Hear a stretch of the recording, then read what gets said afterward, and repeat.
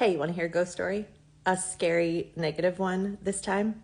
My last post was all of my funny ghost stories. This one is the one I tell when people say, what's the scariest thing that's ever happened to you? So, trigger warning, if you don't want to know, stop watching.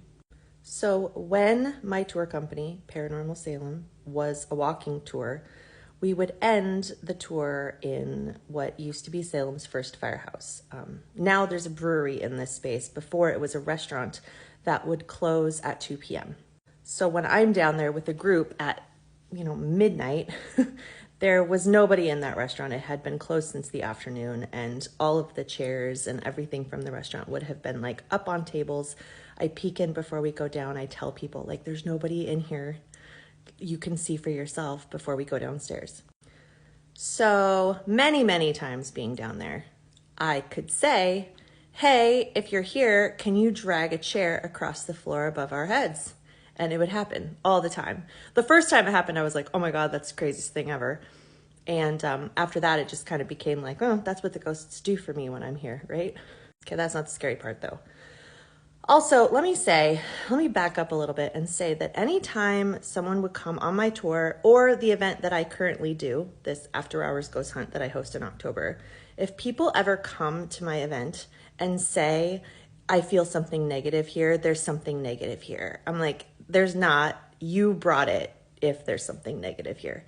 And I still very much believe that people bring negative spirits along with them. So that was the feeling this night. We were all sitting in this basement, doing our thing with all of our ghost hunting equipment, and we could hear like bricks from the wall, like crumbling in the corner. And I was like, oh man, old building, bricks are gonna crumble. But it did like startle us. So we took like the little red flashlight on the millimeter and like shined it over in that corner, and there wasn't anything there. And we didn't even see any brick that would have like fallen. So we kind of go back to doing our thing, and one of the people in the group were looking over in the corner, and they were like, it looks like there's a shadow over there. And it did. It looked like someone was standing over there. If you shine the light over there, there's nothing there. But if you take the light away, it looks like someone was there. At one point, it even sort of looked like a giant spider crawling up the wall. I can't describe it. It was weird. Anyway, after that, from the darkness, a brick flew at us from the corner. At us. It landed feet from someone in the group on the ground. I had no explanation for that at all. I have never had a spirit throw a brick at me, ever. I also thought, I don't know if my liability insurance covers this. So I'm like, okay, we have to go. We're all going upstairs now. And we all went up into my main office space that I had in that building and kind of finished the night from there.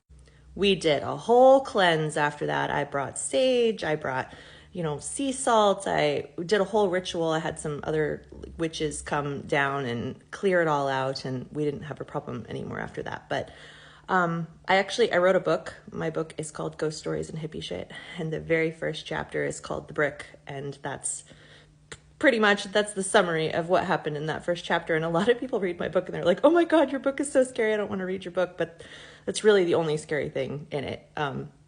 But yeah, that's the craziest thing, I think. That takes the top of the negativity. And I haven't really had anything like that happen since. Knock on wood. So follow along if you want more ghost stories.